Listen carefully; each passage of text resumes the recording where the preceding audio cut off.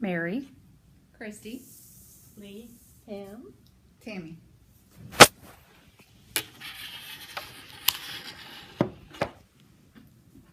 Okay. I am here to talk to you guys about the invention of the electrocardiogram. According to the Centers for Disease Control and the American Heart Association, about 600,000 people in America die of heart-related disease each year. That's about 1 in 4 Americans. In my family alone, about 75% of my family has some sort of heart-related disease, and 3 of my 4 grandparents died of heart-related complications. An electrocardiogram, or EKG or ECG as it's commonly called, is one of the most prevalent clinical tools that is used in healthcare settings. It helps to detect and diagnose many heart-related complications. Today we are going to talk about the history, a brief history of the electrocardiogram. We're going to talk about its current and clinical uses, and we're also going to talk about where the future lies. And we're going to start now by talking about a brief history. According to Drs. Agraf and Lindsay in their report, A Brief Review about the fundamentals of the electrocardiogram, in 1877, a British physiologist named Augustus Waller was the first to use human subjects with the electrocardiogram. It was a 5-lead monitoring, and it went on the front and back of the humans. And as you can see from the PowerPoint, this is actually what was being shown in 1877. It was very, very basic. And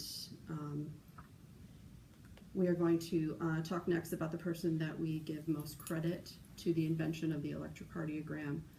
In 1901, he created a new string galvanometer. It had very high sensitivity. He reduced it down to 3 leads, which were still used and in some ways are still used to this day. He was awarded in 1924 the Nobel Prize in medicine and physiology for his invention. And then in 1909 is when the EKG machine finally came over to the United States from England. And as you can see from this timeline that I have, it really wasn't until 1954 that the American Heart Association came in and standardized the way we use our 12 leads that everybody knows now in the clinical settings. The current role that we use of the ECG is we use it to help diagnose heart disease and different heart-related complications. It plays an extremely important role in how we look at those and how we see different things. And as you can see from that picture, that's actually where we put 6 of those leads. There are others that go around the body, but those are the basic ones across the chest. Clinical uses.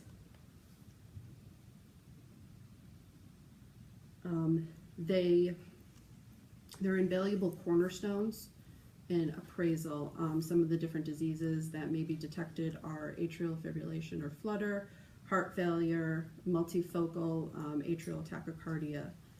And according to a dentist, Becker, in his article about deep sedation and EKGs, they also use them as a standard of care during sedation and especially deep sedation.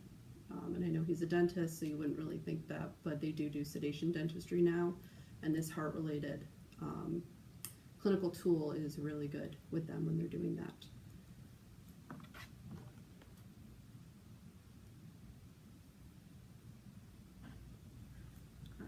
We are going to talk now about the future that's coming along.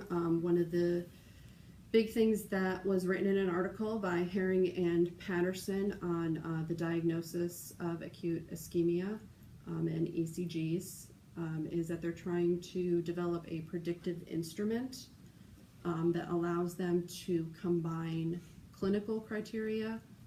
I believe they said right now it's a basis of about 7 questions that are yes, no, that they feed into the machine, and it helps doctors be able to predict and to be able to look at acute ischemia, myocardial ischemia, and guide them in their management before this may even start. So they can look at those people. Another future thing that they might be able to use is with ambulances.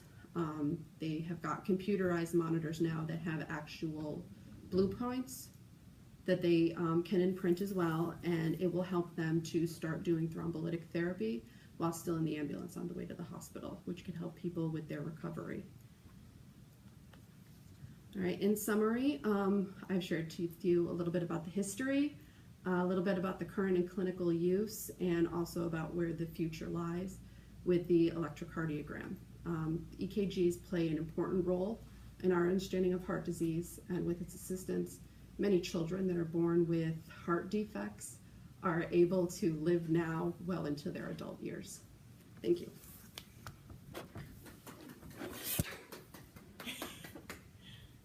We're still here.